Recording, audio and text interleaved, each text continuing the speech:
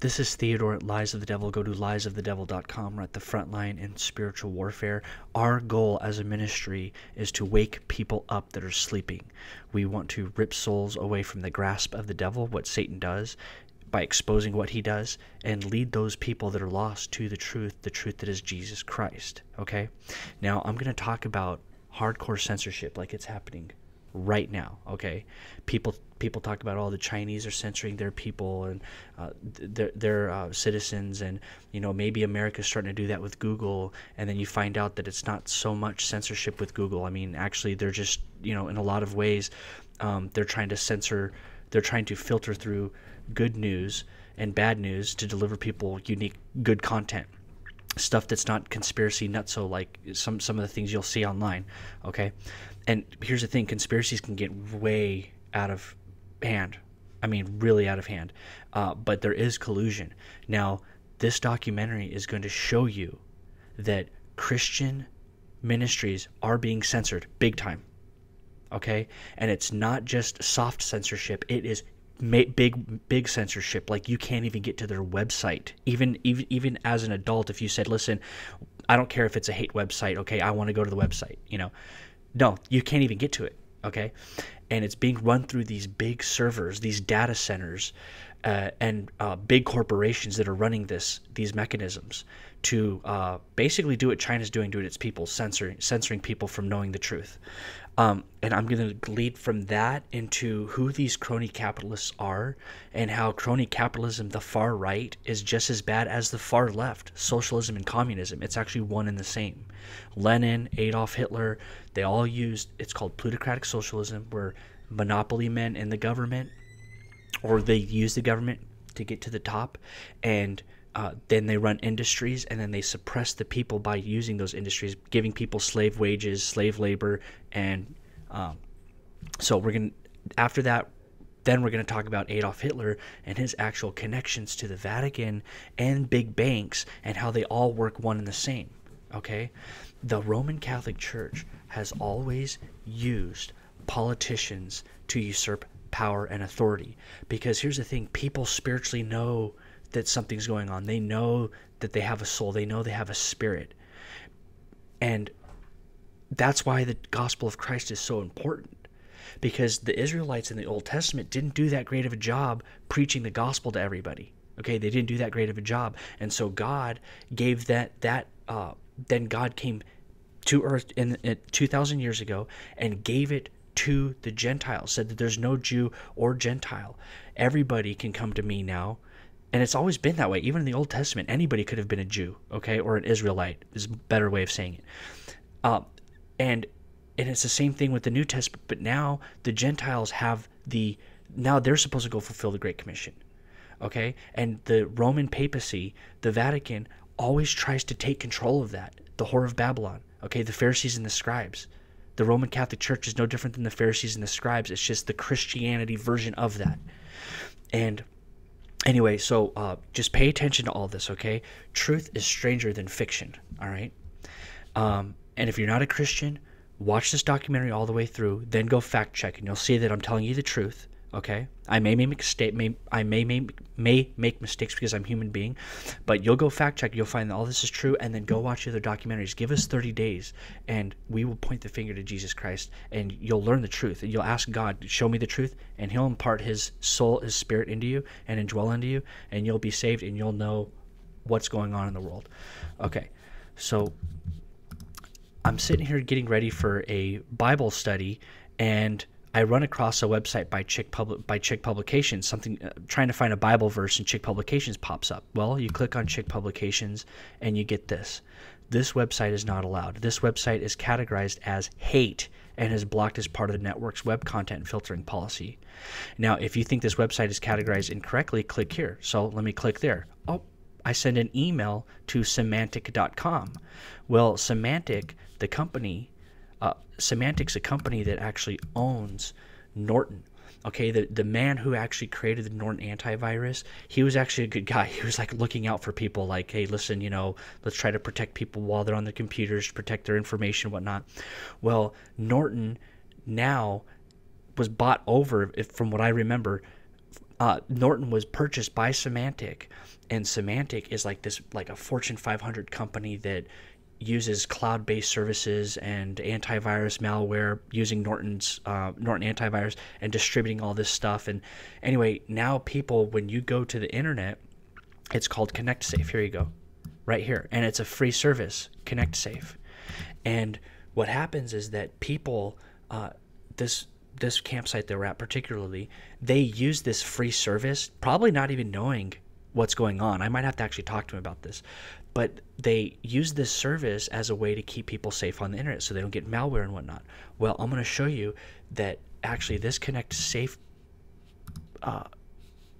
is actually, it's not just what they call it, like a local network where maybe the administrator of this campground can go into a router and say, hey, listen, block these websites, right? You know, pornography, protect the kids and whatnot. It's not that. It's an automatic filtering system set up by a corporation. Okay? That's censorship, people. All right? How does it work?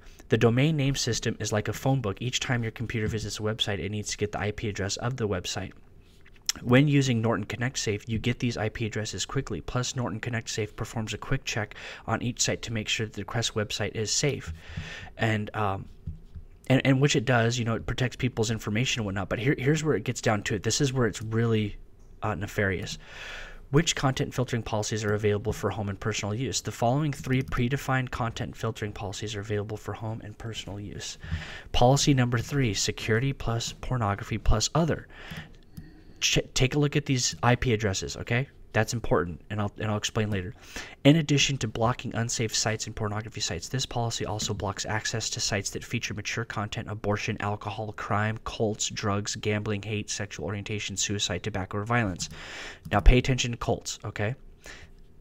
Chick Publications is considered a hate website, hate propaganda, but just pay attention to cults, okay, and hate.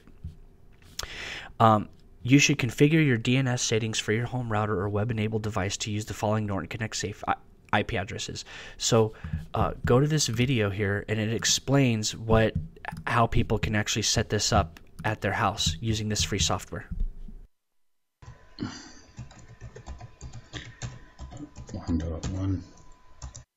Okay, so we're using a TP-Link router, so we'll type in the appropriate address.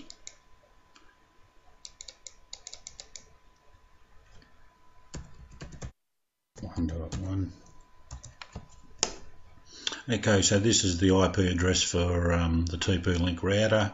So you type in the full, you type in http:// and that way your browser knows which protocol we're using. So we'll type in the username and password that people can't access it. Make sure you change.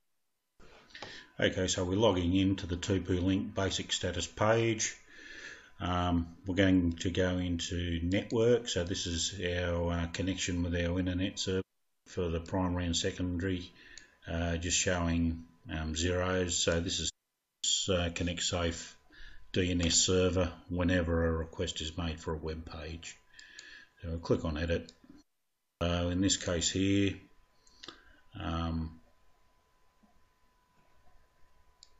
just take a note of whatever IP addresses are in these. But in this case here, we're going from automatic setup of the DNS to manual, and we're going to put in our 2 IP addresses from the Norton's site. So okay, so just to explain what that is. So Norton IP address, the addresses I told you to pay attention to, you actually put that into your firewall or DNS, okay, domain name services. So how the internet works is that when you look up a website from your computer going through the internet, okay, that request, so let's say you go to liesofthedevil.com. Well, the servers that our website's at is in Chicago. So I'm here in Washington. So I hit enter. I want to go to liesofthedevil.com. Then the request goes through multiple servers around the US. So it goes pop, pop, pop, pop, pop, pop, pop, pop, all the way to Chicago, where it actually brings up the files, the website, liesofthedevil.com. Well, in this case, what you're doing is you're hitting enter, you're hitting the request, and it's going pop, pop, pop, pop, pop, pop, pop, and it's going to Norton's servers, semantic servers, wherever they're at, okay? I think in this case it's California, it's Silicon Valley, I think. And it goes to that server, and then the server has a list of good sites and bad sites based on hate and all those different categories. And Chick publications and different ministries are labeled hate, okay? And people would say, well, maybe it is hateful. Well, listen, Chick publications isn't saying kill the homosexuals, okay? Chick publications is just telling people the truth of what is going on, what that sin is, okay? And I'm going to show you. So that is censorship. So Norton Semantic ConnectSafe is censoring people.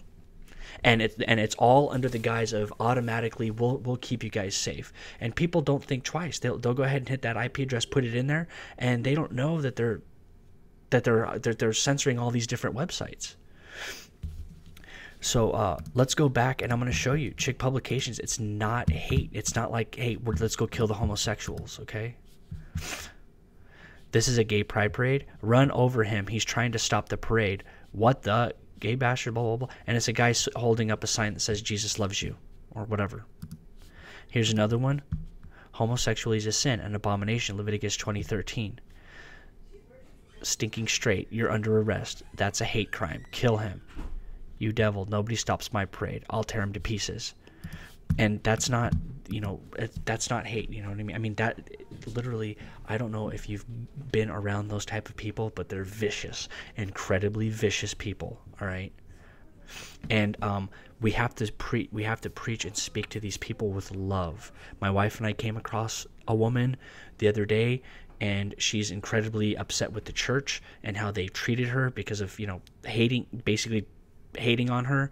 And we preached the gospel to her in love, and we're just going to constantly, and we have her number and everything, we're just going to constantly lay seeds in her head and hopefully bring her back to the truth. And there's tons of people that live that lifestyle that come to know the Lord Jesus Christ after they've been preached the gospel, okay? Now there's others that are called reprobates, and whatever God's going to do with them, he's going to do with them, but it's like they've fallen away. And it's not just this lifestyle. There's tons of lifestyles that are under that category, okay? So we're going to go to this video here. Here's how Facebook defines hate speech. Facebook's content rules are under scrutiny again. A recent ProPublica report gives greater insight about how Facebook determines who to protect from hate speech on the platform. The outlet obtained an internal presentation outlining Facebook's content rules. Basically, it protects some groups of people from harassment while leaving posts targeting other groups alone. Non-protected subsets of protected groups are fair game for targeting. One slide illustrated that a post attacking all white men should be taken down, while attacks on women drivers or black children are to be left up. This, it's absolutely ridiculous. And again, it goes to, it all comes down to this, okay? 1 Corinthians 13, verse 1. Actually, it's the root of all, the love of money is the root of all evil. Okay, here we go. I was looking at that. I was like, wait, what? Okay. 1 Timothy 6:10. For the love of money is the root of all evil, which while some coveted after, they have erred from the faith and pierced themselves through with many sorrows. So I'm not saying money is a bad thing. People have money and they're very gracious with it and they do the right thing with it, okay, according to what God would like us to in his word. That's not taking it and giving it all to the church or anything like that, but obeying the guidelines in the Bible when it comes to money. Now, I'm not going to get into that, okay, but these people, it's the love of money, all right, and that's the root of all evil. And so these big corporations will use their different technology and different networkings, whether it's in politics or whatnot, and to make even more money and more money and more money and more money. And Satan uses that. See, that's the thing. Satan uses these people spiritually like chess pieces into doing whatever he wants. So Facebook, there was a page that was making fun of Down syndrome kids and autistic kids, and it was the most nasty, vitriolic page I've ever run across. And you know what? It didn't get censored, even though tons of people labeled it hate. But somebody that says, hey, listen, Islam is a very dangerous religion. They talk about beheading anybody that does not submit to the Quran, okay? Whereas Christianity preaches love, and it's your choice there afterwards. What happens, what you'd like, where you want to go if you don't believe in Jesus Christ. Islam is all about chop their heads off, you know? And so, but that's considered hate then. That's considered hate when you're trying to wake up other Muslims as to what's going on, what the truth is. So Facebook is involved in it. Google is involved in it. Here we go. Look at this article. Google bad week. YouTube loses millions as advertising row reaches U.S. In the U.S., the telecom companies AT&T and Verizon, as well as the pharmaceutical companies, have pulled advertising from Google's video sharing platform, a contagion spreading from Europe, where a number of high-profile advertisers pulled out of YouTube following an investigation by the Times. Verizon's ads were featured alongside videos made by Egyptian cleric Wagdi Jaunem, who was banned from the U.S. over extremism, and the hate preacher Hanif Qureshi, whose preaching were said to have inspired the murder of a politician in Pakistan. So Google, it's okay, you know, this whole politically correct nonsense. It's okay to talk about being an anti-Semitic, talking about how we should kill all the Jews or we should kill the U. That's okay, but saying, hey, listen, homosexuality is a sin, or hey, listen, the Vatican is involved in some really bad stuff. They're involved in child pedophile rings. You know, that's considered hate. Talking about the real world stuff is hate. You know. So I just wanted to get through that. Now let's look into Symantec and how they're incorporated and who they're involved with.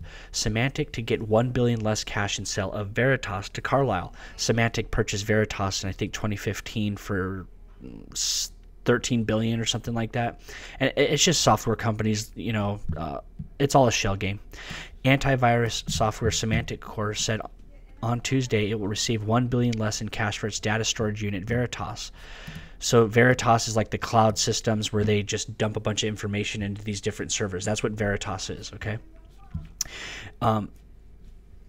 And the Carlyle Group ended up purchasing Veritas from Symantec, okay? And we're going to look into who the Carlyle Group is.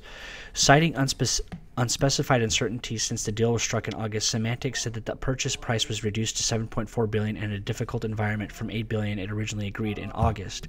So all it is like Symantec, Veritas, the Carlyle Group, all these different major corporations and banks, they're all in it together. You know what I mean? They're all in it together.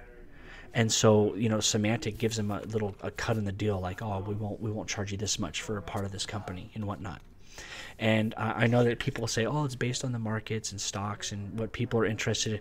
Nah, it's all a game. It's all a joke. The Wall Street is an entire joke. It's a game for the elite to shuffle money around so that they can consolidate power. Here we go. This is where it gets interesting. J.P. Morgan Chase & Company is serving as financial advisor to Symantec. Who's J.P. Morgan Chase? That's weird. While Bank of America, Morgan Stanley, and UBS Group were named as financial advisors. Were named as financial advisors to Carlyle when the deal was first announced. So J.P. Morgan Chase, J.P. Morgan Chase is not Jewish, okay, and they are a huge banking family. Okay, money changers, just like the Rothschild family. Okay, so the big international bankers it's the love of money. Okay, and so people know J.P. Morgan Chase was part of the founding of the Federal Reserve. Okay, everybody knows that. So is the Rothschilds, so are the Vanderbilts, so were Rockefeller. And then all these other banks derived from that. You know, Bank of America is, I'm not really sure. I can't remember who has most of the shares for that, but I think it's J.P. Morgan Chase who pretty much runs Bank of America. So anyway, it's just all paper shuffling shell game. So Veritas, this is their website. I want you to pay attention here. Bill Coleman, as the CEO of Veritas, he was an industry veteran who spent 25 years running prominent Silicon Valley companies, including his years as the founder CEO of BEA Systems. Now, the reason why that's important is that Bill Coleman has a relationship with the Carlyle Group. And now he was put into position as CEO for Veritas, a company within their holdings, their asset management. okay? And the Carlyle Group is this huge conglomerate that's kind of like, well, actually, I'm going to show you Enron.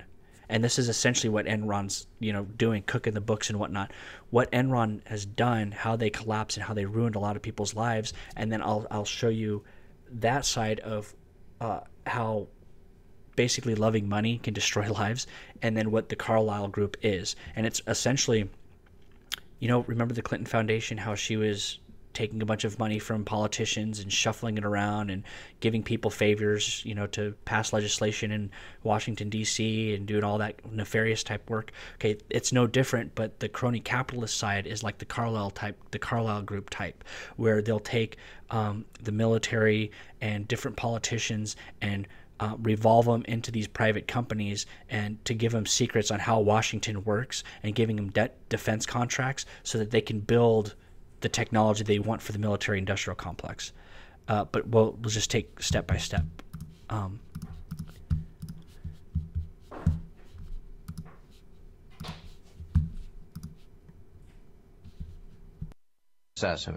Understanding is they are now the 11th or 12th largest defense contractor, a multi-billion-dollar annual enterprise with an almost obscenely high profit margin. So please welcome Frank Finelli. Frank?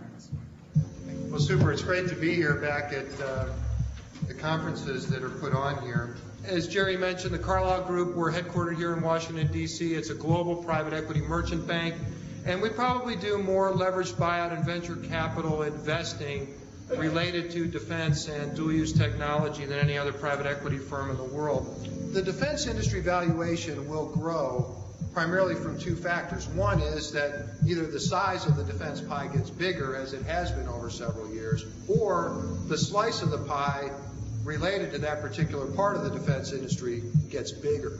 The Carlyle Group plays in industries and in an area that are heavily influenced by politics. And in order to do that effectively, they hire some of the best-known politicians from all over the world. The first thing is, where do the dollars go? What is the defense budget and what does it look like? Reasons why at the end of the Reagan administration we were very interested in Frank Carlucci. I will name as the next Secretary of Defense the best qualified man in America to carry on CAP's work, Frank Carlucci.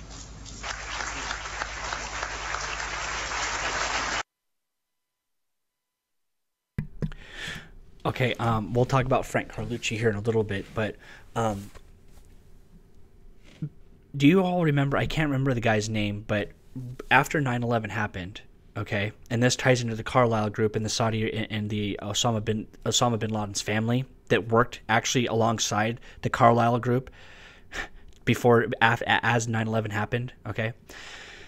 So basically, the Homeland Security, the Department of Homeland Security hired, and you guys will all know this, if just look it up, you'll find out. I can't remember the guy's name, but after 9/11 happened, he went from being in Department of Homeland Security to going into the private sector, and that's where they created these machines that the TSA uses to scan your body to make sure you don't have weapons, bring weapons aboard and whatnot.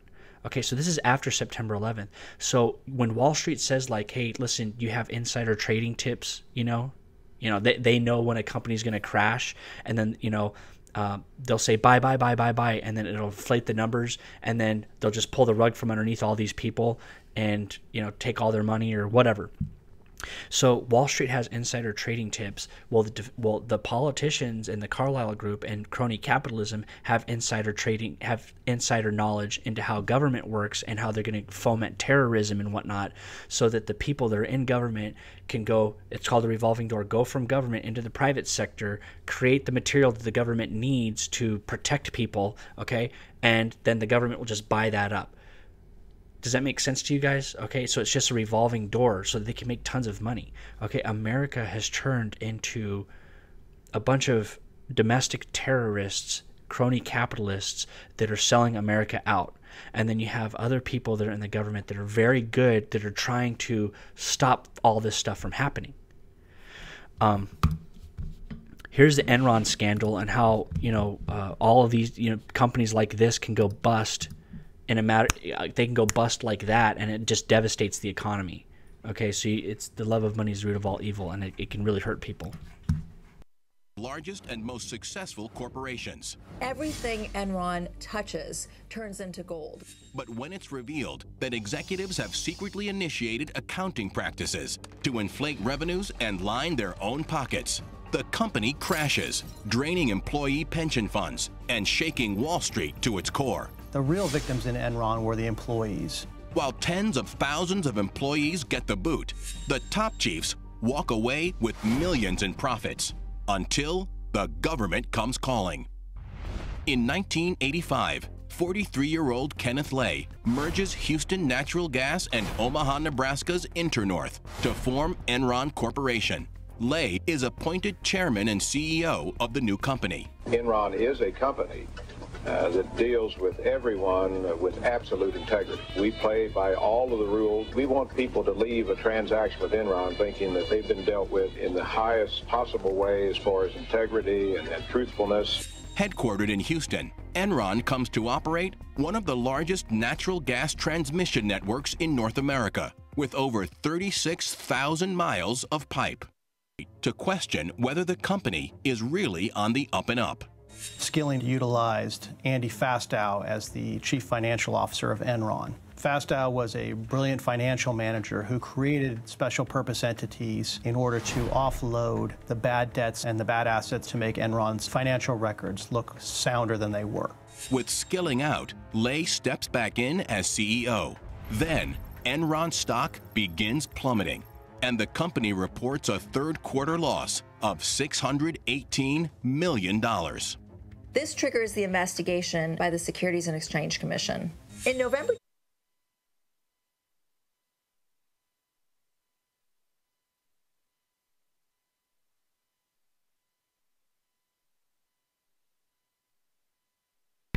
Yeah, I know. Hold on. This is all live to tape, guys, so sorry about that. Sorry if I make mistakes, but in Matthew 6:19, lay not up yourselves treasures upon earth, where moth and rust doth corrupt, and where thieves break through and steal. But lay up yourselves treasures in heaven, where neither moth nor rust doth corrupt, and where thieves do not break through nor steal. See, it's these people that get into positions of power, like in government and whatnot, it's all about money to them. They don't care. They don't care about the people that they're hurting. And so the Carlyle Group and these type of entities could just go bust, just like Enron did, because they're cooking books, they're shuffling money around, and they're just, it's all about making money to them, so they don't really care. Let's go to another, Matthew 6:24. No man can serve two masters, for either he will hate the one and love the other, or else he will hold to the one and despise the other. Ye cannot serve God and mammon. All right? Anybody that has a church or a ministry, or anybody that says that they're a believer in Jesus Christ, and they've got a huge empire, and they're not doing enough change, they're not implementing enough, they're not making enough change in the world, like they're not, they're living extravagant lifestyles or whatever. That's a big problem. Like Joel Osteen types, you name it. You guys can figure that out. Once you see that in somebody and they say, "Oh, I'm a believer in Jesus Christ. I want to do change. I want to change people, and I want to change the world and lead people to Christ." Hold on, let me go into my private jet. I got to head back to Houston. You know what I mean? I'll be back in like 12 hours. There's a problem there. There's something really wrong.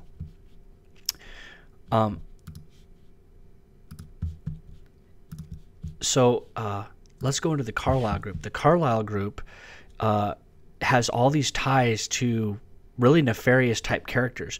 George H.W. Bush, Fred Malek. Fred Malek he's like best friends with the Bush family. Let's actually just click his name. Fred Malek, he's worth $250 million, at least according to a 1999 profile in Washingtonian. Malek was also one of the financial backers who purchased the Texas Rangers baseball franchise and put George W. Bush in charge. Okay, you can't make this up, people.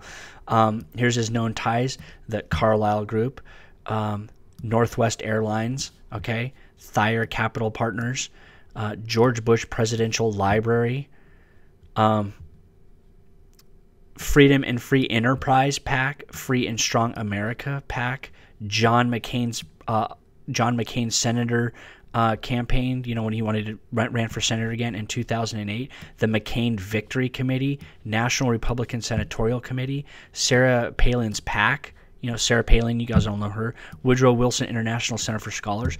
And so these people, they'll take all of their money and shuffle it around, and that's how they consolidate power. Now, I want to show this real quick. So the Norton, ConnectSafe, they labeled Chick Publications as hate, and they'll label anything else that they're trying to filter out as a cult or hate or alcohol or whatever. But here they don't filter out these two websites, the Church of Satan, okay. They didn't filter this one out, and they didn't filter out the Southern Poverty Law Center, who says that basically anybody who's a Christian is hateful. You know what I mean? The hate map, search your area, And I'm not going to say that some of these groups aren't legitimate, that are legitimately like the KKK. Of course, that's outlandish, or the neo-Nazis. But they label anybody, like Chick Publications, they label them as a hate website, as a hate ministry. So anyway, I just thought that was fun. I was going to try to bring that up earlier, but so the history of the Carlyle Group. Okay, let's just go down here. Oh, recently, here we go. The Carlyle closes McDonald's deal in China, so China's going to have a bunch of McDonald's there soon. But here we go. These guys right here I want to concentrate on. Daniel A. D'Aniello, David M. Rubenstein, and William E. Conway Jr. founded the Carlyle Group in Washington, D.C. with $5 million in capital. Okay, I'm going to show you guys who these people are, but I want to show you that they're right here. This is when they got really big. The United Defense Industries in 1997, the U.S. buyout team, which was involved in the acquisition of defense contracting. All right. It's quite a success story, and to understand how Carlyle Group pulled it off, Fortune magazine spent a month and a half peeking down that rabbit hole. One conclusion seems clear. While most of the conspiracy theories that are amusingly overblown, this is a firm that's been built on the backs of Bush and other big shots who have lent Carlyle their names, their golden networks of friends in high places, and their insights into how government works. It wasn't until Carlucci, joined, for instance, that Carlyle really took off. Founded by David Rubenstein, a lawyer who worked as an aide in the Carter White House, Bill Conway, a former CFO at MCI, and Dan D'Aniello, a former finance executive for Marriott, Carlyle early on invested in motley assortment of deals, buying an airline catering business, a food health chain, and biotech firm. For example, in 1990, Carlucci got the trio interested in the $150 billion a year U.S. defense industry, making introductions to company that would turn into one of Carlyle's most lucrative investments. Okay, so that pretty much condenses it all up. They have a network, a network from the Bush family, starting with the Bush family, leaking into all these different areas where they use the private sector and they use the private and the public sector, and they merge them both together. It's called plutocratic socialism. And so that's essentially, it's the people that are making a lot of money. They build their dynasties, and then they suppress everybody else underneath that by creating wars, creating terrorism, you name it, so that they can continue hammering down on people's rights.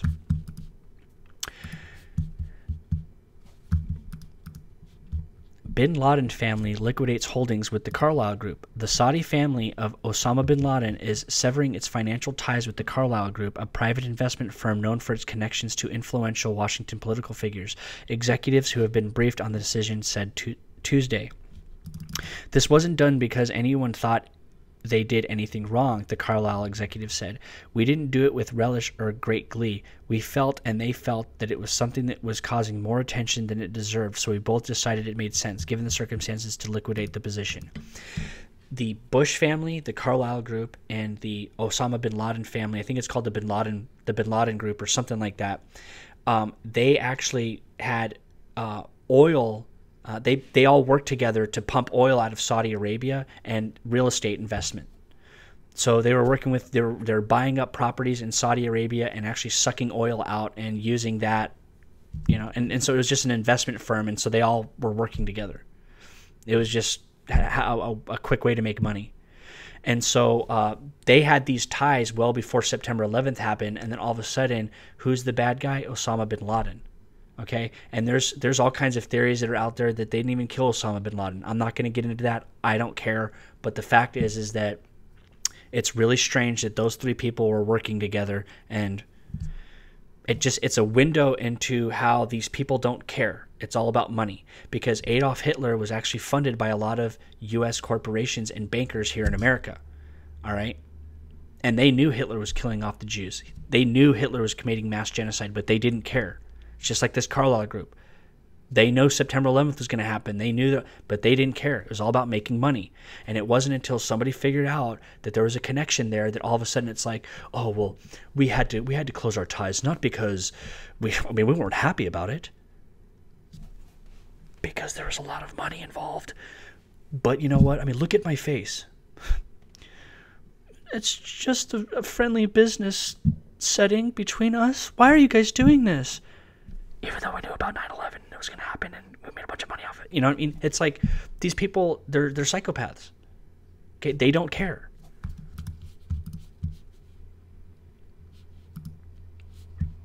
Here we go.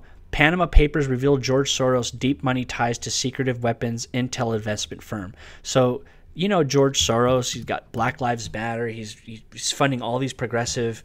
What's the documentary I did? I can't remember. Just go look at the videos. Look at the past videos, some of the first videos I put together. But George Soros is like funding Black Lives Matter. He helped give, like, the guy that was running Black Lives Matter, he was like paying him a salary, you know, through his different philanthropy groups. Okay, so just follow the money and you'll find out who these people are working for. Anyway, George Soros, who as a teenager was working with the Nazis, knocking on doors, turning Jews in. He himself is a Jew, and does not regret doing what he did to his fellow racial group, okay, his fellow group of man, the Israelites. So he would knock on doors, he would turn them in, he doesn't feel any sympathy for them, and now he is looked at as this huge international mogul, okay, because he's vicious. They gave him the money, okay, they helped prop him up because he's vicious, just like Adolf Hitler. If you're vicious and you're good at being the front man to build foment and terrorism, they'll give you the money, because you know why? They can then sell technology to say, hey, this is for security, right? Here, Osama bin Laden in 9/11, the buildings blew up. Okay, well, here's the technology that the TSA can use. Okay, here's the different stuff that people can use in order to stay safe. And then they'll hire their lobbyist friends to go into Washington and stir up Congress and whatnot, and lobby Congress and whatnot to actually pass laws that further take away the rights of the people. All right, but that's just one end. That's the vicious people, and it goes into Freemasonry and Skull and Bones and secret societies and the Illuminati. Okay, which is all real. That's one end of it, and then you got the other end of it that are people, good people that are working in government, and most of them are this way, where they're stuck in this system. They might not be fully awake, and they're either terrified of going after the bad people, or they end up getting sucked into what the bad people do, but we have good people in government, okay? And they will go after the bad people, but sometimes it just takes them a little while to wake up. So here we go. Let's go back to this article. Go down here. Soros Capital set up an offshore company in the Cayman Islands for the purpose of investing private equity with the Carlyle Group alongside members of Saudi Arabia's bin Laden family. Carlyle's partners include ex-heads of state and former CIA officials. The private equity partnership specializes in buying and selling weapons, manufacturing, and intelligence gathering companies with government and military contracts, and it also uses secret offshore companies to conduct business. Go look at the Alex Jones InfoWars documentary that I did, and you'll find out that Alex Jones has connections to Stratfor, and in fact, he probably gets information from Stratfor. That's how he's able to do news that's literally like clockwork that you won't get from CNN. And although it's good information, he spins it and he causes fear and paranoia in people. And he's got connections to the people like in the Carlyle Group. He says he fights against him. Give me a break. He's part of it. His family's CIA. He admits that he's on both sides of the Freemasons. His family has ties to both sides of the Freemasons, the good and the bad, and the Rosicrucians. You know what I mean? So just go watch that documentary. Get it online for free at liesofthedevil.com, and go wake up people that believe that love Alex Jones. Okay, so he's a part of that stuff too. All right, and in fact, somebody sent me an email. And they were talking about Alex Jones, and I agree with this 100%, okay? That actually Alex Jones is a hardcore liberal progressive. It's plutocratic socialism, okay? He's a crony capitalist, but he believes in socialism. And all he is like he says that he wants ultimate freedom and ultimate this, that, and the other. And he's literally just taking people that are conservatives and he's making them more liberal rather than conservative. Okay, that's his point. And he'll say, oh, it's true liberalism. No, conservatism... You have freedom in Jesus Christ. That's what conservatives were all about. The Puritan Christians that came here and the Quakers, it was all about self-governing.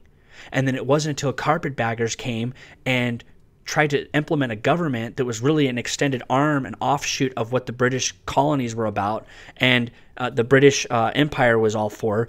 And all it was like, now here's the rules, here's the Constitution. Boom. When in fact, and that gave us rules at that point, which bastardized self-governing, the self-governance of man and the Christian. It bastardized that, and it funneled everything into these different executive, the three branches of government: legislative, executive, and judicial. Okay, and at that point, it was just like, now you have to play. It's like this: sit down, let's play a game of chess. So you sit down, you play a game of chess, and they go, okay, well now there's this rule.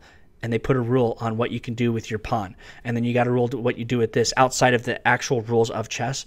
And then you sit there and you're like, how can I play chess with this guy? Okay, that's their game. Don't play their chess game, okay? If they're not playing the chess game, the game the way that it's supposed to be, okay, don't play the game, all right? And anyway, that's all these people do. That's all they're doing is they're saying, hey, let's play the game, but you have to play by my rules. And it's like, wait, what? So, aside from that, let's look into David M. Rubenstein. He's one of the founders of the Carlyle Group. Okay, and people say, "Oh, he's Jewish. He wants to kill the goyim." Well, I'm going to get into that, but just get off of that for a second. You know what I mean? It's anti-Semitic. Go look at the documentary I did, American Nazism, Religion of Sovereign Citizens. Okay, it's just an offshoot of Adolf Hitler. So anyway, let's just go off from that. But close friend of the Bush. He's a close friend of the Bush family. We put him on the board, and he spent 3 years, came to all the meetings, told a lot of jokes, not that many clean ones, and after a while, I kind of said to him, after about 3 years, I'm not sure about this. I'm not sure this is really for you, blah, blah, blah, blah, blah. And then all of a sudden, George W. Bush becomes president of the U.S., okay? He gave him a job because George Bush probably just went in there to learn. You know what I mean? Because they had connections. Who knows how deep the connections go?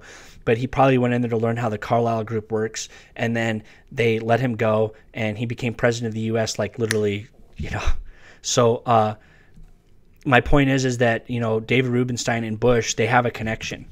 All right? During a June 2004 article on the film Fahrenheit 9/11, Newsweek reporter Michael Ishkoff confused David Rubenstein with New York public relations expert Howard J. Rubenstein. It's Carlyle's founding and still managing partner is Howard Rubenstein, a former top domestic policy advisor to Jimmy Carter. So he was on the advisory board for J.P. Morgan Chase. He was a trustee for the American Academy in Berlin. A board of directors for American Council on Germany, Friends of Duke Cunningham. He was part of the Trilateral Commission, okay? The Trilateral Commission, and that goes hand in hand with all the other secret organizations. Foreign Council on Foreign Relations. Here's another CEO, a co-founder of the Carlyle Group, William E. Conway Jr. He was the chairman for URS Federal Support Services, BDM International Incorporated. Up here, remember I told you the director, the CEO of Veritas, okay? He was the director of BAE Systems Ship Repair Incorporated. So he was involved in BAE. Here again, right here, all of his different, I can't highlight it because it's acting strange, but here we go, BAE. The Hertz Corporation, the cars, the Hertz rental cars you guys can get at the airports. Sprint, and here's another BAE. Carlyle Group, Dartmouth College. Let's see. I saw something here really interesting that Federal Data Corporation, kind of like the Federal Reserve, but this is the Federal Data Corporation. Nextel Communications. Daniel A. Daniello. He is one of the founders of the Carlyle Group. He is private, but increasingly stepping into the spotlight. Recently starting a family foundation with his wife, and he gave $20 million to the American Enterprise Institute, a conservative think tank, with his co-chair. He's also donated millions to different universities, including his alma mater, Syracuse. Here's the one that I really liked. Yeah, here we go. Danielle D. Agnello's major beneficiaries so far have been the local Archdiocese of Washington and Arlington, Virginia. He underwrote $4 million to expand a local seminary and has contributed to a number of other church projects. He's a close friend of Cardinal Donald Werrell, who also grew up in Western Pennsylvania. So I think it was two guys, actually. I two of them. The William, this gentleman right here, he also is a very devout Catholic, and he donates to the Catholic Church all the time as well.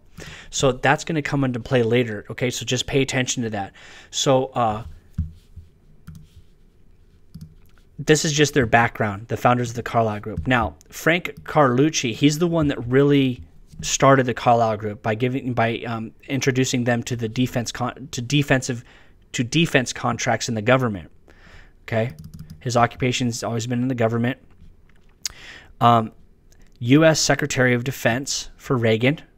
Okay, White House National Security Advisor, CIA Deputy Director, U.S. Ambassador to Portugal, and he actually, with Portugal, they had a socialist leader, Sorce, and he was basically, he wanted to implement a lot of economic development in his country. And so he actually, Carlucci was used by the U.S. government to go talk to the Portuguese president at the time and make a relationship between the two countries and the banking institutions, the International Monetary Fund, which is basically an offshoot of the Federal Reserve, owned by these international bankers, okay, to basically get sucked into the IMF and their their austerity measures, very strict guidelines. So basically, the Portuguese government is now it's the international bankers, like its pet. Basically, the International Monetary Fund can tell Portuguese what to do. Okay, and I'm going to show you that here in a little bit. But let's go back to this Carlucci guy. Yeah, member of the board of Ashland, BDM International, Bell Atlantic, Carlyle Group, Invian, General Dynamics, Cammon Corporation, Norwegian. I mean, this guy gets around. You know what I mean? Good Government for the American Committee. It's ridiculous. Rand Corporation. The Strange Career of Frank Carlucci. The fact that CIA Station Chief Lawrence Devlin was under direct instructions from Secretary of State Dulles to seek immediate removal of Lamambia is part of the historical record. So basically, he was involved with the government and the CIA on how to assassinate a sovereign country's leader. Okay, they do this all the time. Where's the one I really wanted to do? Okay, here we go. However, unlike Kissinger, Carlucci was willing to work with socialist Mario Soros, not out of any sympathy for Soros's politics, but because from Carlucci's perspective, Soros was the only game in town to prevent the most militant leftists from assuming power in Portugal. Carlucci managed to convince President Ford of his approach by working directly with Rumsfeld, who was, at the time, the White House Chief of Staff. Carlucci's payoff came when Soros won the presidency in 1976, cementing ties with NATO and instituting IMF-approved austerity measures. Such successful machinations in Portugal earned Carlucci a position as Deputy Director of the CIA and the Carter administration. All right? And so if you go to, this is really funny. If you go to, how's it going? If you go to Google and you type in Frank Carlucci and Bush to see their connections, Go right here to Carlyle Empire. Click that.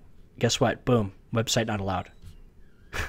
And it's because it's alcohol. It's categorized as alcohol. So they're just hiding. They want to hide this information. So that's okay. So I'll go over here and go to the cached version. Not a problem.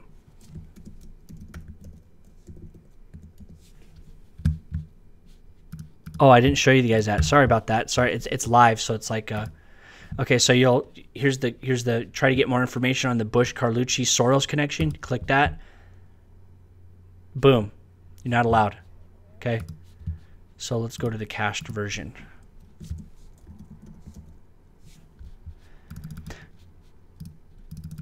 Carlyle was created in 1987 in the salons of New York.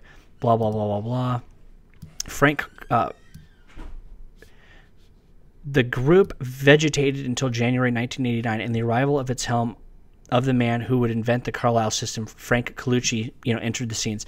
Former assistant director of CIA, national security advisor, then Ronald Reagan's defense secretary, Mr. Carlucci counted in Washington. He was one of the current defense secretary. He is one of the current defense secretary Donald Rumsfeld's closest friends. Donald Rumsfeld from 9/11. Do you remember him? They were roommates as students at Princeton together. Later, their paths crossed in several administrations, and they even worked for a time at the same company, Sears Roebuck. 6 days after officially quitting the Pentagon, Frank Carlucci became Carlyle's Director General. He brought trusted lieutenants from the CIA, the State Department, and the Defense Department with him. Nicknamed Mr. Clean, Carlucci has a sulfurous reputation. Frank Carlucci's name attracted capital to Carlyle. In October 1990, the group took over BDM International, which participated in the Star Wars program and constituted a bridgehead to it. In 1992, Frank Carlucci allied himself with the French group Thomson CSF to take over LTV's aerospace division. The operation failed. Congress blah blah blah blah. And so basically, I mean, if you want to look at who's running the U.S. economy, the defense contracts, it's the Carlyle Group. Okay, you got the Carlyle Group, then you have Google and DARPA. Okay, and so they're all working together. All right, they're just shuffling money around. So instead of the U.S. government taking over all of these, taking over military, taking over Boeing and taking over the Carlyle Group, instead of it outright happening, it's doing it through private-public partnerships and the revolving door, and them going through these different corporations and funneling people with expertise around, and then keeping all the money within those departments. So it looks like we see it and we go, oh, that must be private corporation that's that's working on military contracts and building airplanes and stuff like that. No, it looks like a private corporation. The Carlyle Group looks like a private corporation, but it's not. It is a government corporation. Okay, that's all it is. But they've done it. These people, for the love of money is the root of all evil. They've done it to where it's legal, and it looks like it's not happening that way, but it is. Okay, that's why this world is in such trouble. That's why this world is in such trouble. It's because it's just people that love money. On September 1976, Mario Soros requested a meeting with Frank Carlucci. He wanted to know how he should proceed to obtain a substantial loan from the U.S. government to enable him to move ahead with the economic recovery program. Soros faces considerable opposition to his austerity program, some of it from within his own party. His ability to control matters will depend on large extent on the backing he receives from abroad, the U.S. government. As a socialist leader committed to implementing a conservative economic program, however, he needs not only economic assistance, but also the political blessing of the West with the loan, which the loan would signify. Here we go right here. The new government will probably take office in July and is likely to be headed by socialist leader Mario Soros. Soros recognizes the need for an early austerity program, and we favor making such a program an informal condition for approval of the loan. Carlucci told Soros that although he had not yet received a formal response from Washington to his request, the informal reaction was that sympathy existed for a short-term loan of $300 million. So they basically sucked him into the IMF. Okay?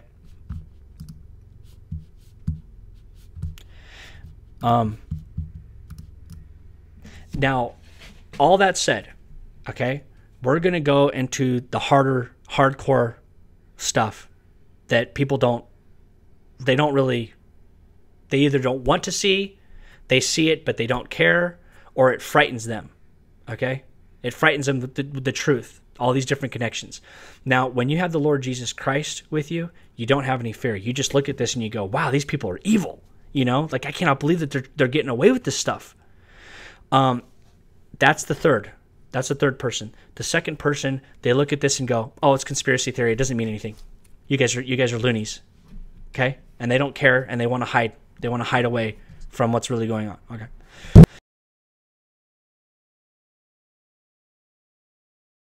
Like your sister or your mom or your grandpa or whatever that's a Catholic, and they have no idea how bad it is. And that's when you give them this information right here. I'm trying to tell you guys to go wake up the Catholics that are out there.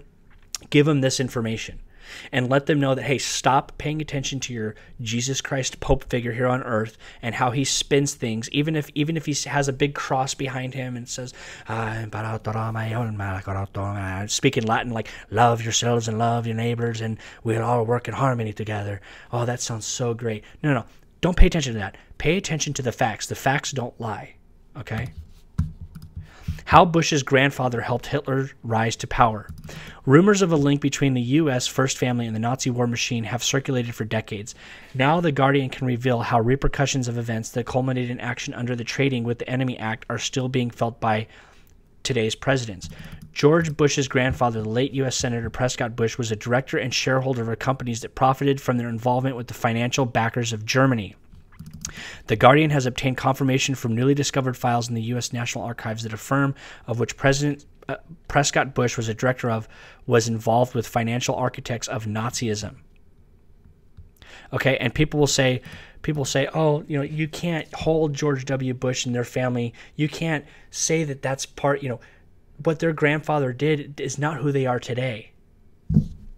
I just explained to you that they were working with the Carlyle Group and they were working hand in hand with the Osama bin Laden family, the bin Laden family. You know, the apple doesn't fall far from the tree.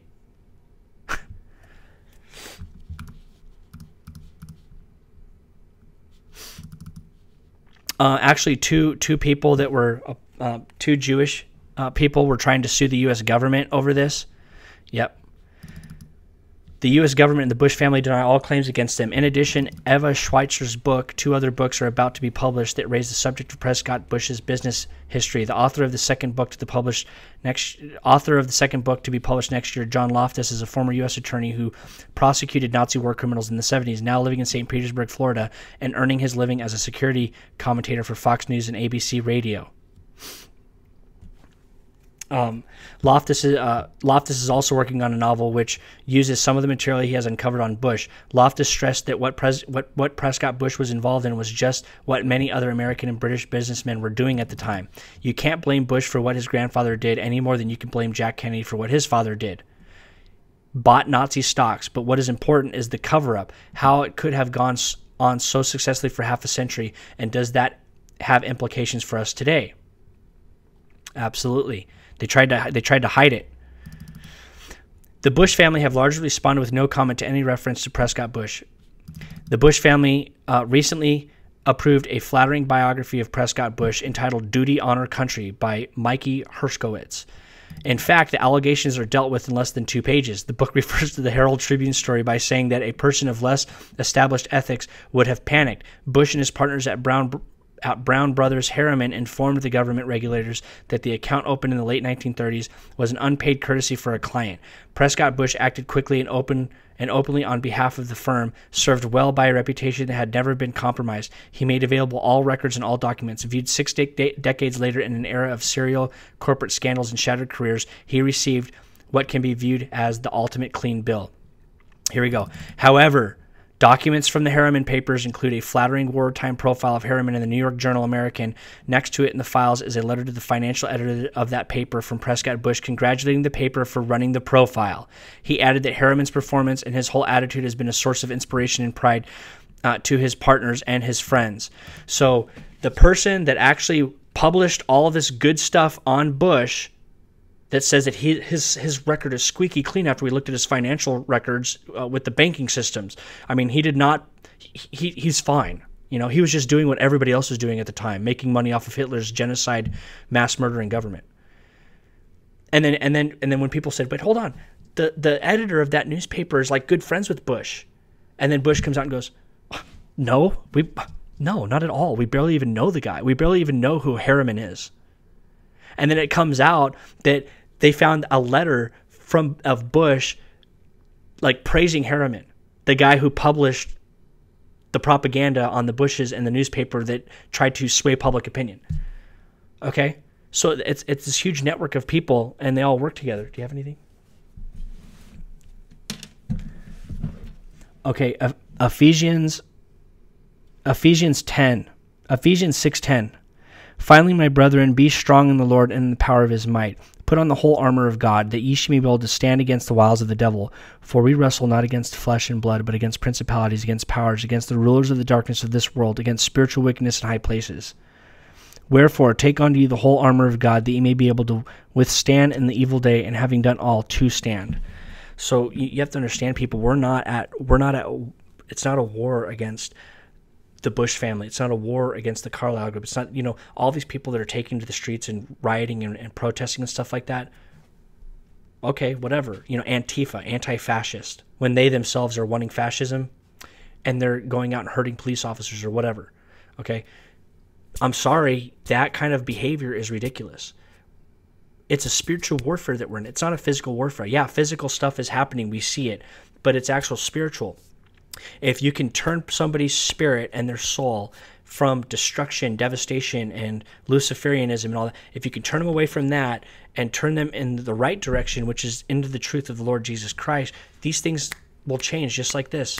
You know what I mean? You won't have vicious people wanting to be in government and, wanting to cause war and terrorism and stuff like that.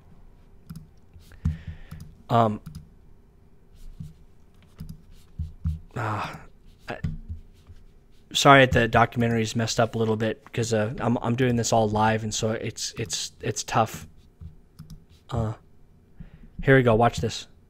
This is the secrecy. All these banks wanted to be secretive about how they're hiding money. This was after World War II, after World War II, after the U.S. was rounding up all these evil people. Okay, Adolf Hitler's regime. They wanted to find out where all this money was going. How was Hitler being funded and whatnot?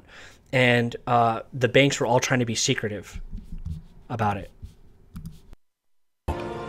But many survivors of the Holocaust, the victims and their relatives, still suffered from injustice.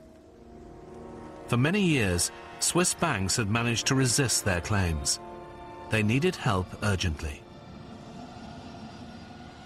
It finally came from a businessman who was chairman of the World Jewish Council. Having heard many stories of justice denied, Edgar Bronfman decided to fly to Bern and confront the banks. The entire Jewish world is part of my family.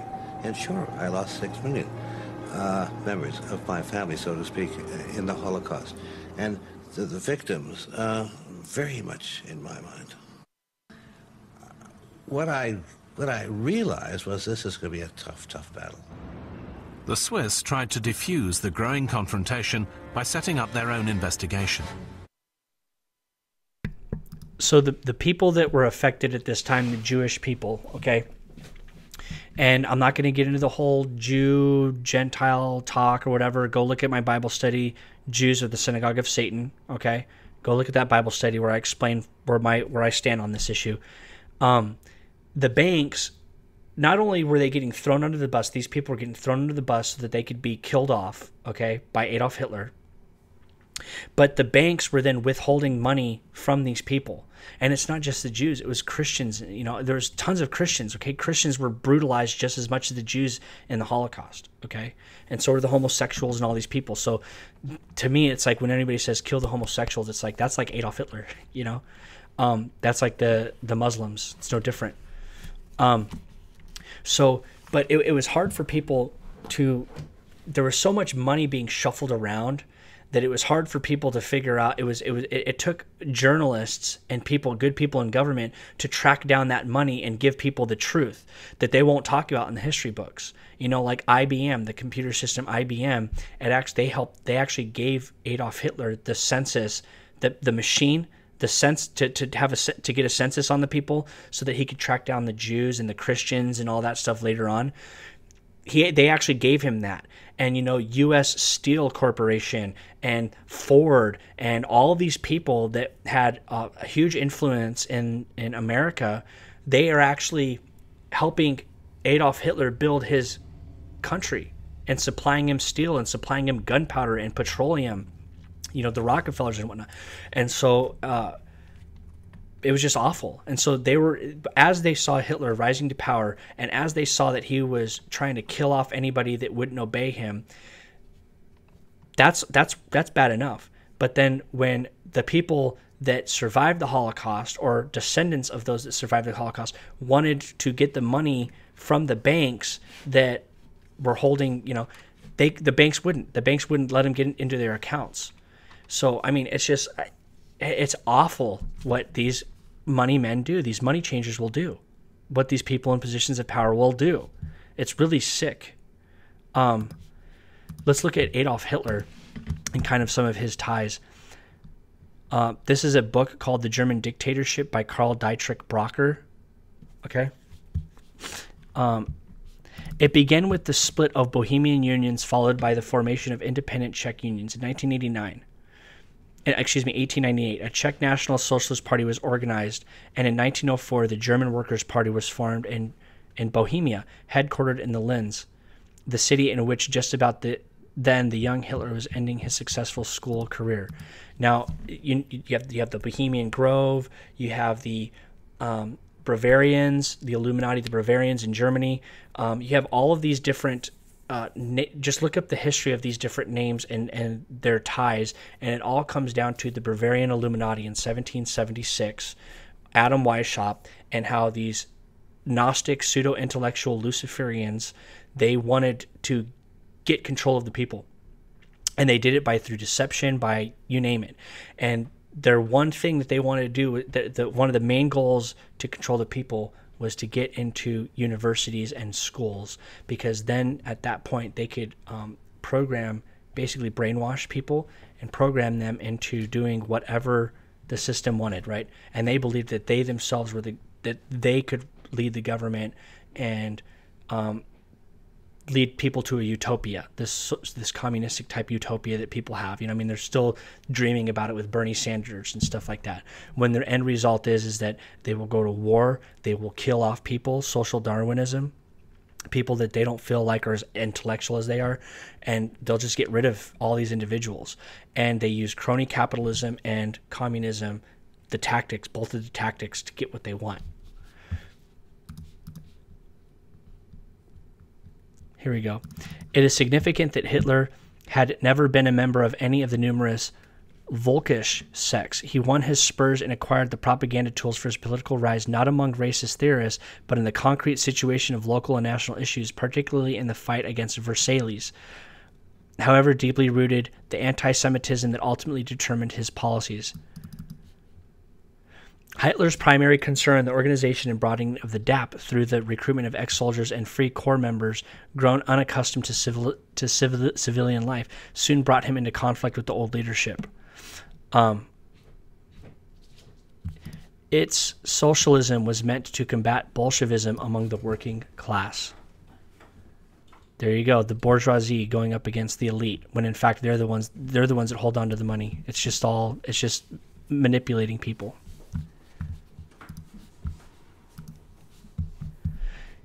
The actual money, the gold that was supplied to Hitler, came from the Roman Catholic Church. Okay? There's theories about that are out there. People have tried to hunt that down, but again, there was so much secrecy to everything that they couldn't get everything to pin down what they believed was going on. All they could do is get little snippets, that I'm talking to you guys about. But Adolf Hitler, a lot of what he did was based on how the Roman Catholic Church and the Vatican was organized. He says it out of his own mouth.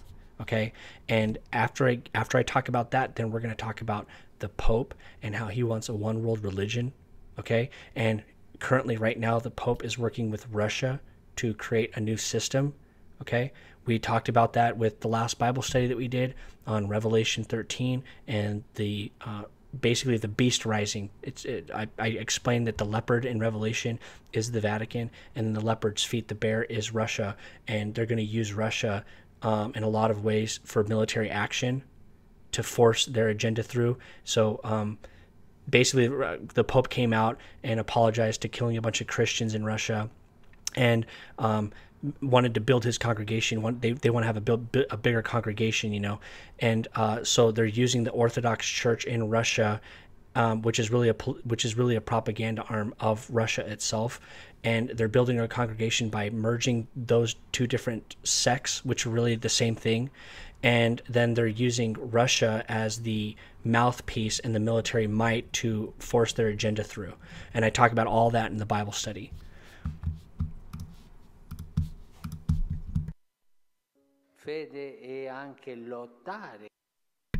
So he says right here, faith is also fighting with God. What kind of blasphemy is that? Faith is also fighting with God. So he's basically saying that your faith, what you have, your faith in God, you should be fighting with him. That's what your faith is. All right? Listen to the rest of the words he's trying to say here. Mostrargli la nostra amarezza senza pie finzioni.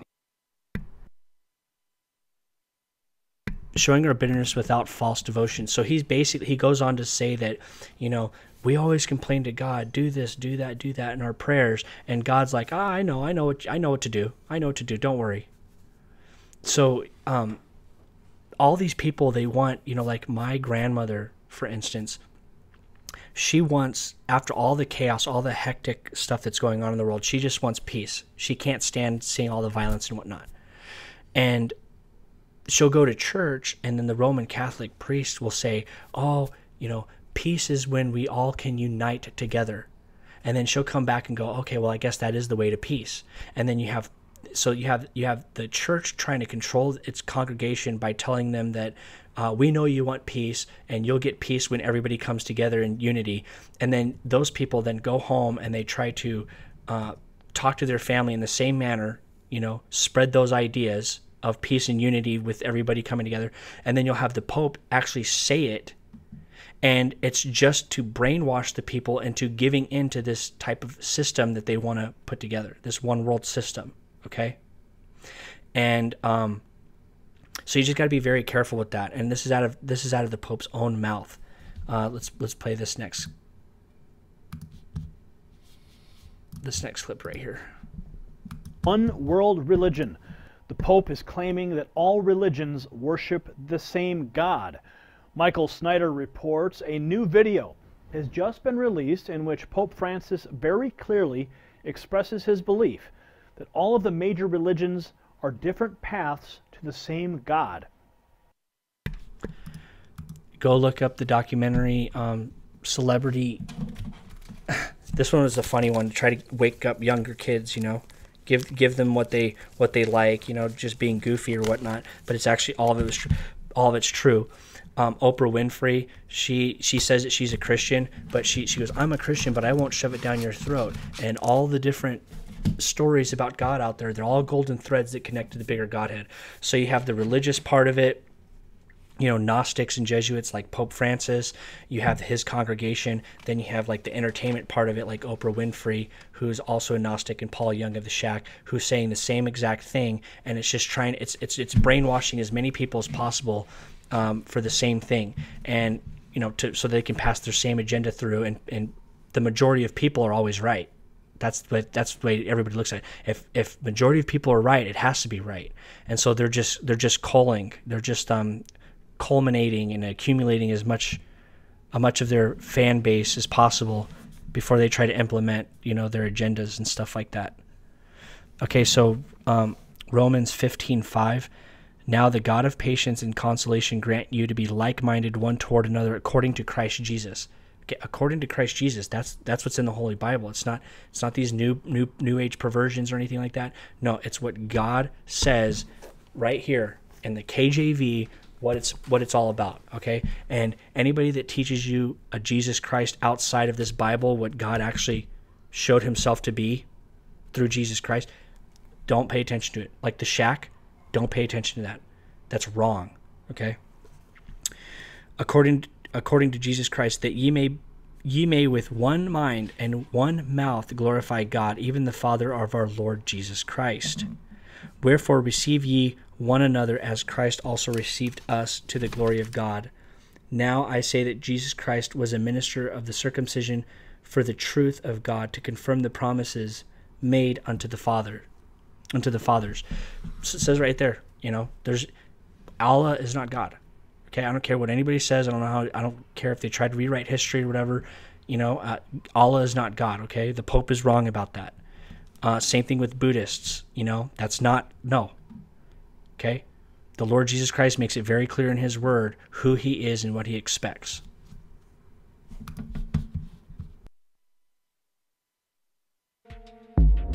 Adolf Hitler, 1889 to 1945.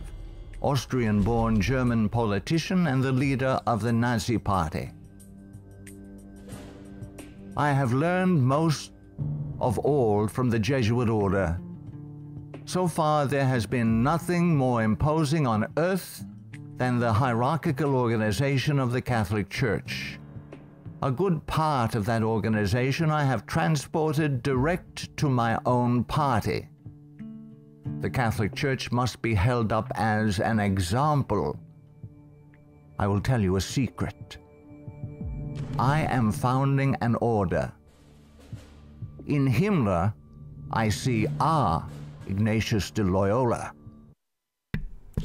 And, Himmler and the SS was formed, it was based on the actual organization of the Vatican. And so Hitler did everything. It is said, okay, it is said that Hitler didn't even write all of Mein Kampf. It was actually a Jesuit priest. Let me go find his name. I have to get through this documentary. Just go look at it. Mein Kampf, some Jesuit priest actually helped Hitler write Mein Kampf. Okay, so it wasn't Hitler altogether. So it's all been a Roman Catholic, it was all organized by them. It was even funded through them, through the different organizations that they own, okay, that they run. Here we go. Look at this. This is very telling. People that say the Protocols of Zion, that the Jewish people want to harm, they want to enslave everybody, and this, that, and the other, and it's all in the Protocols of Zion. The Protocols of Zion is a sham. It was written by some spy that worked for the British government. You know what I mean? So, it's just, people don't know their history, but pay attention to this. This is very telling, because it's the Catholics. Let's just be honest, okay? The scribes and the Pharisees killed Jesus Christ, okay? But the scribes and the Pharisees do not talk. They do not speak for all the other Jewish people that are out there. They don't, okay? It was a people that they wanted their religion. They didn't want anybody coming in. They had a certain idea who the Messiah was. They couldn't see Jesus Christ as God. They wouldn't believe it, so they killed him. And the Roman Catholic Church is using that to target what they call Jews in Israel, targeting them so that they can take over Jerusalem. In Revelation, the Antichrist, when he goes and rebuilds the temple, and then he starts sacrificing animals on the altar. Okay? That's who the Roman Catholic Church is going to be in Revelation. All right? So they're targeting that group of people to try to kill them off, and you have these bankers that are looking at the Bible who don't know God, they don't care about God, they're atheists, a lot of them. They just want money, they want a good life, and they're going, oh, you got a bunch of these people that believe in this book, and we're gonna unfold events according to what this Bible says. And they'll be under our control, and it'll give us an excuse for these Christians who believe in the Bible. It'll give us an excuse to kill them off, because we'll call them haters, and we'll censor their websites like they're censoring Chick Publications' website. Okay? It's all planned out by these people, and God already knew about it. He just kind of sitting back and going, you guys are morons. you know, the people that believe in me know that I told them everything that's going to happen in this book, and you guys just keep trying to pervert it and twist it, and it's not, you know, whatever, it's not going to work. My people know me. You know, they know that I'm going to come back, and I'm going to come back with a rod. You know, he's going to, like, whipping the money changers out of the temple. He's going to do it again, only he's going to do it on a massive scale. Matthew 10:21. And the brother shall deliver up the brother to death, and the father the child, and the children shall rise up against their parents, and cause them to be put to death. And ye shall be hated of all men for my name's sake, but he that endureth to the end shall be saved. The book was first published in 1897 and can still be purchased on Amazon for $5.44.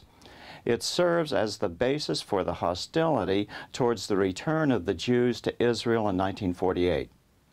Important? You bet.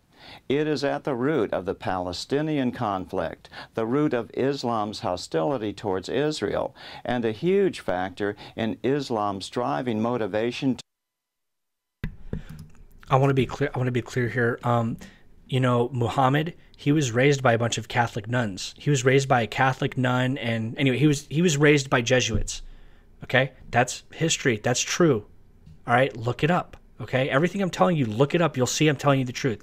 He was raised by the Catholic Church, by a nun, a Jesuit, and he was brainwashed into believing that he was some type of Messiah. And as he was getting older, he was kind of like a rabid dog. And the Catholic Church was using him to try to drive out the people in Jerusalem. Well, it went too far. He got too big of a head, and they could no longer control their rabid dog. Okay? And so he, like, broke off the leash. And that's where you have the Muslims and Islam.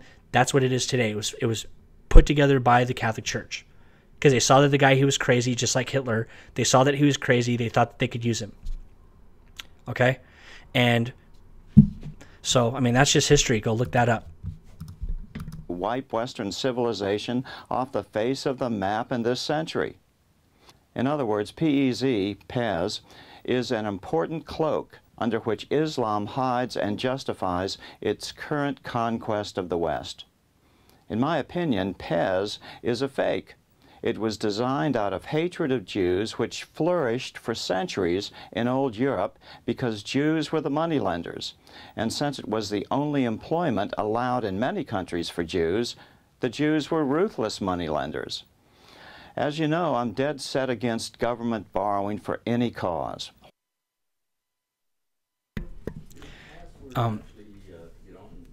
And so basically, I'm going to show you that it all comes from the love of money. The root of all evil. They were incredibly vicious. Okay. And so here, I'm just going to show you this clip. I'm going to show you this clip right here. This is called The House of Rothschilds. It was put together by Metro Goldwyn Myers or something like that, the film company. Father. Nathan, what have you said to her? You can't ruin their lives. No, I'm going to save them. Hannah, she mustn't continue to see this man. You must get her away. But where? Take her to Frankfurt and take her at once. Excuse me, sir. I heard the result of the meeting and came to offer my sympathy. Oh.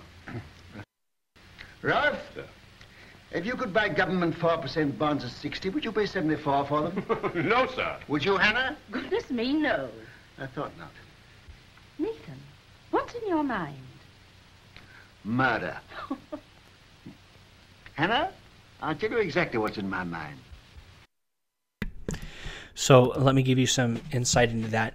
The European kings at the time, okay, the princes and stuff like that, the UK, they were like incredibly vicious to Rothschild, okay? They called him the most terrible names, you know, just his people, your Jews are filthy and whatnot. And in order to get vengeance from them, he caused a panic in the markets, okay? And he plunged the market down. Basically, kind of what Wall Street does is, you know, buy, sell, sell, sell. They just manipulate the market. They manipulate people with insider trading. He figured out, okay, well, I'm gonna buy UK for pennies on the dollar and cause a panic by saying that, you know, it was during the Napoleonic Wars at that time, by causing rumors in the stock market. So like if the UK lost a battle to Napoleon, okay, and I can't remember exactly what battle it was, where it was, but I know that if they would have lost the battle to Napoleon at that time, UK stocks wouldn't have been as strong. Okay, it wouldn't have been as strong, and so they would have, you know, it just wouldn't have been as strong. And so what Rothschild did was he caused a rumor in the stock exchange and said, hey, listen, Napoleon won the battle. And so everybody was selling, when in fact he lost. And so as the UK were selling all their stocks, and you'll see the clip here, as all these people were selling their stocks in UK bonds, the government bonds, he then drove the price down by causing a panic, and then when it hit the rock bottom, he bought it all for pennies on the dollar. And then when they found out that Napoleon lost the war, all of a sudden everybody wants to buy UK bonds again. And so he was like, I own you all. You know what I mean? I own this the country. And to this day, he owns a lot of it. Look at the banking institutions in the UK. It's run by the Rothschilds, okay? And it all ties back into the Federal Reserve System. They've taken over America. They've been trying to do it for a very long time. And it happened to be that, I believe with Woodrow Wilson, he's the one that signed the Federal Reserve Act that cemented their place in our government. It cemented, you know, their establishment in government. And so, I mean, all these people, they're obsessed with money, and it causes a lot of harm. Here, this is the scene in the movie I was just talking about. This may interest you too, Roth. Quite so, sir. But suppose there is no rise. Suppose somebody pricks the balloon and it doesn't go up. Suppose before they can run it up, somebody else begins to run it down. Suppose by the first of the month, these old bonds now selling at 73 should fall down to 63. Then they couldn't possibly launch the new loan at 74 because nobody would buy it. No. And Baring and Laterance and his little band of bankrupt brigands will wait for it to go up. But suppose instead of going up, its tier goes down to 55, to 50, to 45, to 40, why they'll never be able to launch the loan at all. And by God, that's where it's going.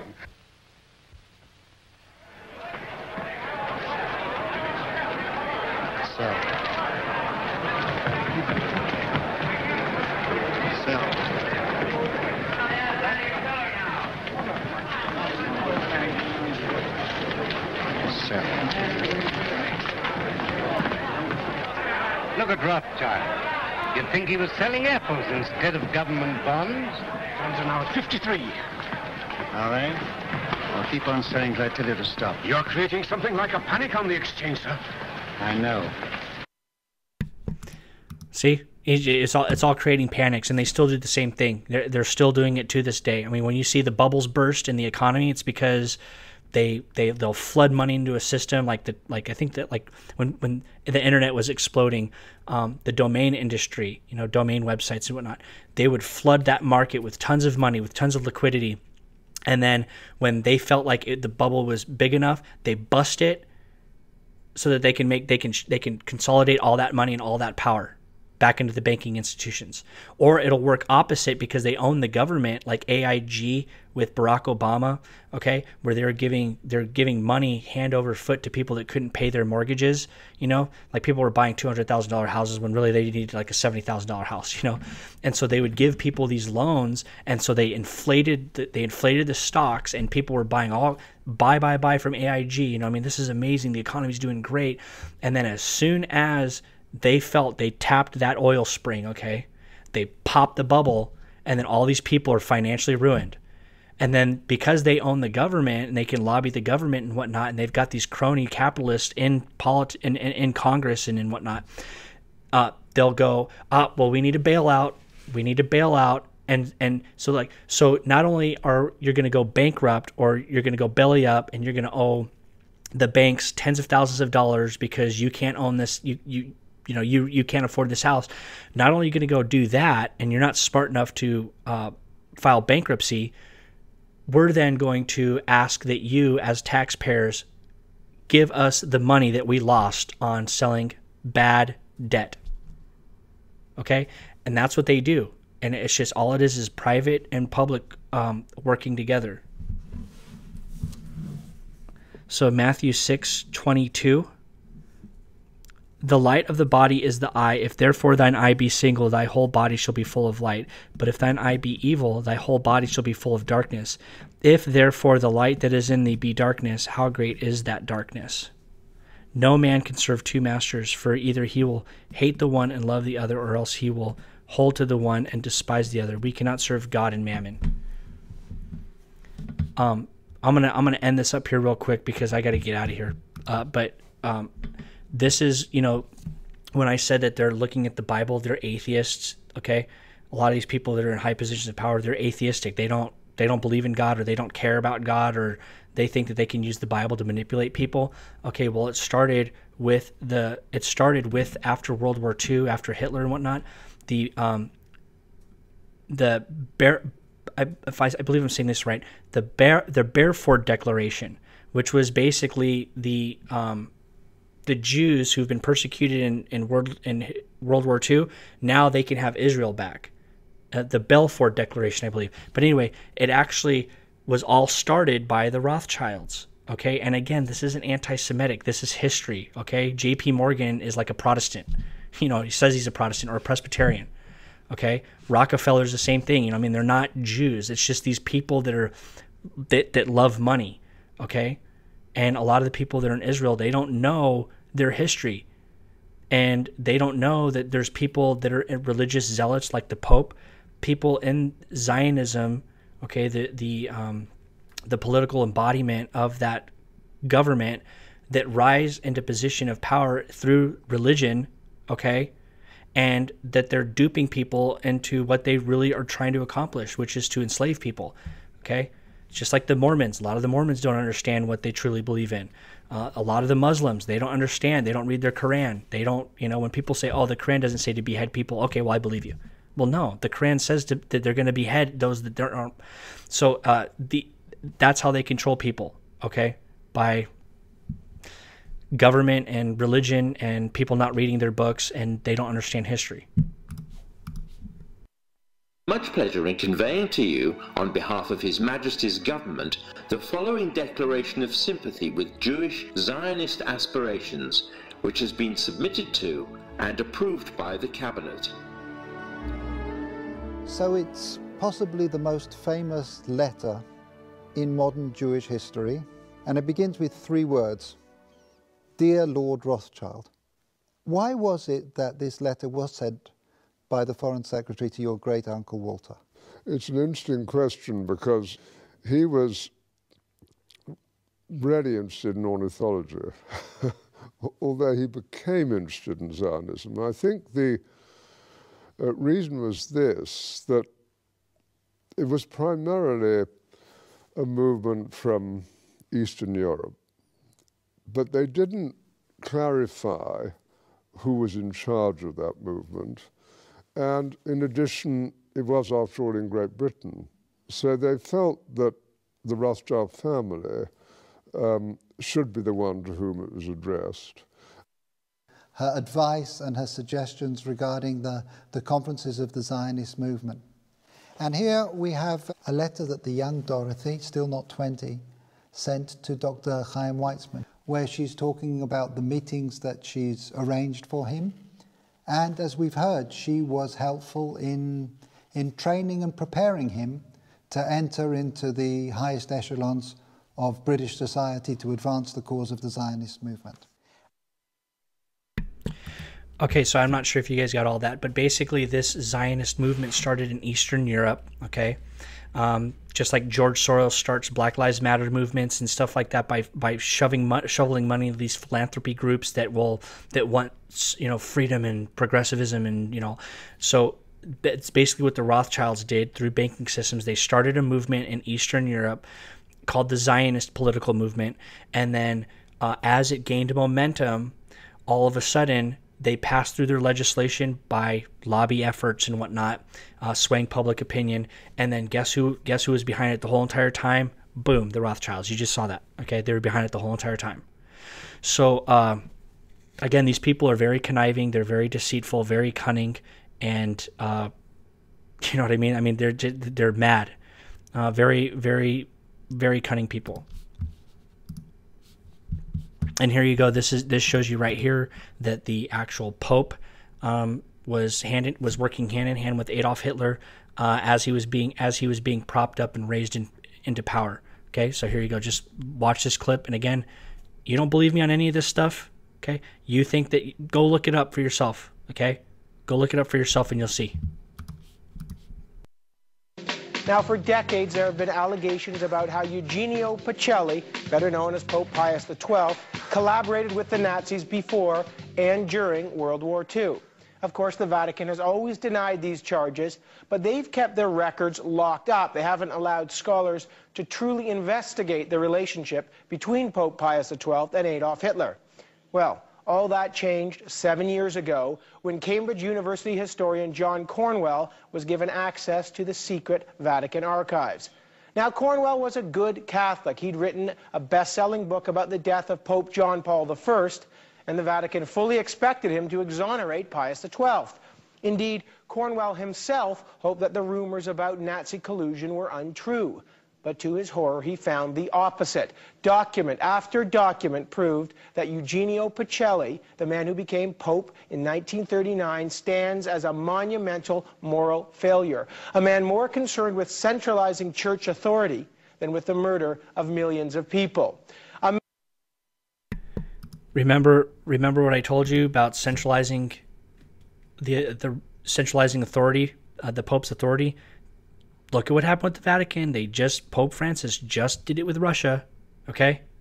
Okay?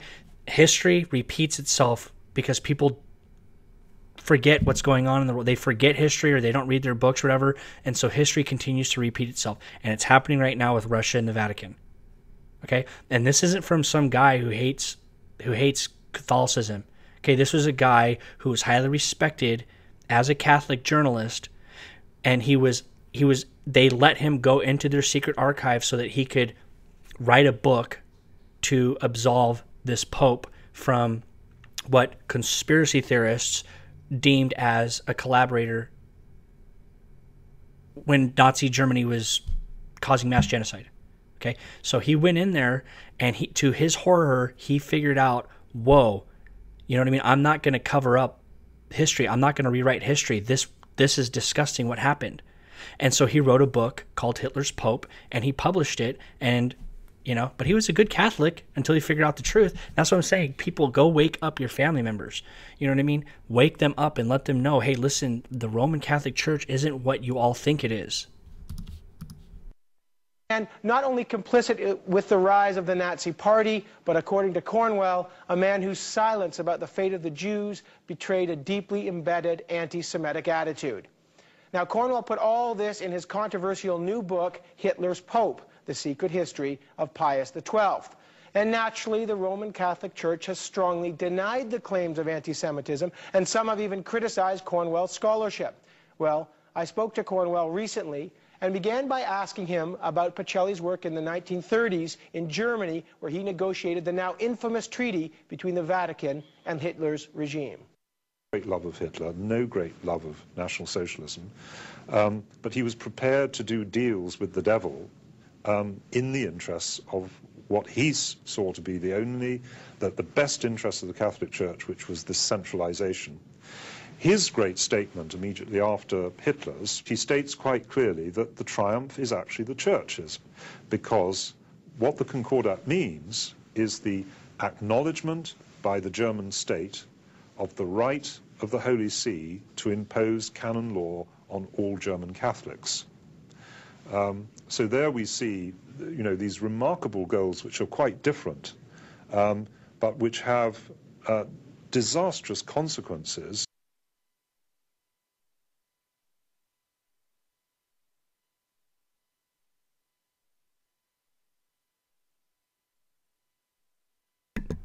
Okay, God allowed all this stuff to happen because people are just evil, lasciviousness, okay? They become brute beasts.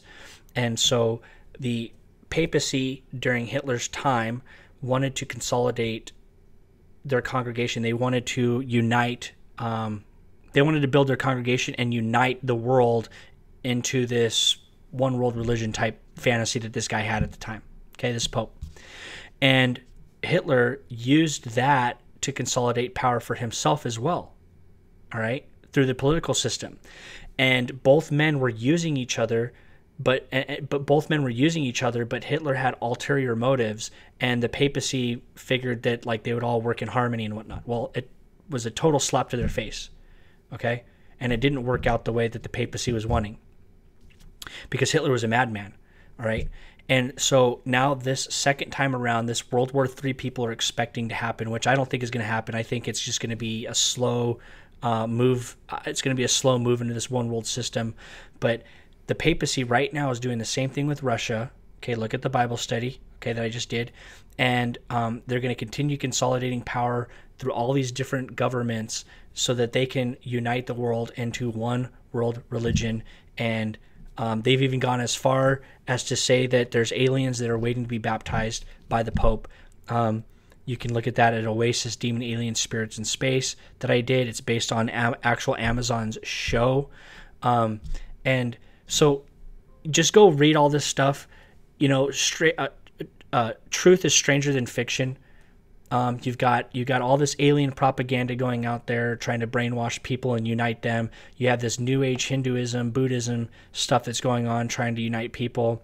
You have this new Christianity, Gnostic propaganda from Paul Young and the Shack trying to unite people, that and Oprah Winfrey. And then you have the real believers in Jesus Christ that know what's going on, that have read the Bible and go, hey, listen, something's wrong here, warning everybody.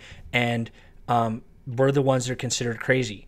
And then you even have like the Alex Jones types that are outlandish, that are part of the system, that want to make believers in Christ look crazy for trying to speak the truth. Okay? And anyway, you can get all these documentaries that everything I've referenced, you can find it on the YouTube channel, or you can go to liesofthedevil.com and order them there, or sign up for the newsletter so we can start giving you free DVDs and you could take over your city, spread the truth. 1 Thessalonians chapter 5:2, for yourselves know perfectly that the day of the Lord so cometh as a thief in the night. For when they shall say, peace and safety, then sudden destruction cometh upon them, as travail upon a woman with child, and they shall not escape. Go back to 4:16. For the Lord himself shall descend from heaven with a shout, and with the voice of the archangel, and with the trump of God, and the dead in Christ shall rise first. And then go skip to 1 Thessalonians 5:6. Therefore let us not sleep as do others, but let us watch and be sober. That's my wife giving me those Bible verses, which is more important than anything I've done. So if you're not a Christian, wake up, okay? Give us 30 days, watch the documentaries. We will lead you to Jesus Christ, and he will save you. He promises to. If you want to know the truth, he promises you. He doesn't want anybody to perish, okay?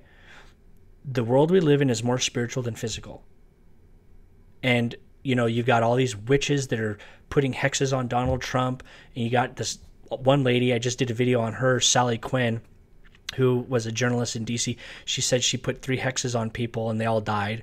You know what I mean? These people really believe in this stuff. Okay? Pagans, all their rituals, they believe in this stuff. They believe they're summoning demons. Scientologists, you know, I talk about them all the time. They believe they're contacting demons. They believe that they are aliens on another universe and they're recycling through lives here on Earth. Okay? God told us all of this stuff, and he said, listen, don't have any fear. Don't go off into sorcery. Don't do all this stuff. My yoke is light, and, you know, just follow me. And you know what? That's the best thing to do. Just follow Jesus Christ, and you see the world for what it is. I'm going to end it here. Philippians 4:13, I can do all things through Christ which strengtheneth me. John 8:32, ye shall know the truth, and the truth will make you free. Go to liesofthedevil.com, order the DVDs for free. Get them out to your friends and family. Spread this link around. It's time to wake up, people, and pray that God holds back tribulation so that we can have kids that are, you know, that will be fruitful and multiply and spread the gospel, and hopefully they do the right thing, and so on and so forth, because nobody knows the hour. Nobody knows when the end days are going to unfold. Nobody knows when tribulation is going to unfold. Only God does. And so, you know, just plead to God and say, hey, listen, God, can we give it another shot? You know, we'll spread the gospel. You know, that's what you're commanded to do as a child of God. And it's the best feeling in the world. You know what I mean? It brings you to all different, you have all kinds of different adventures, and you have a good, simple life. So God bless.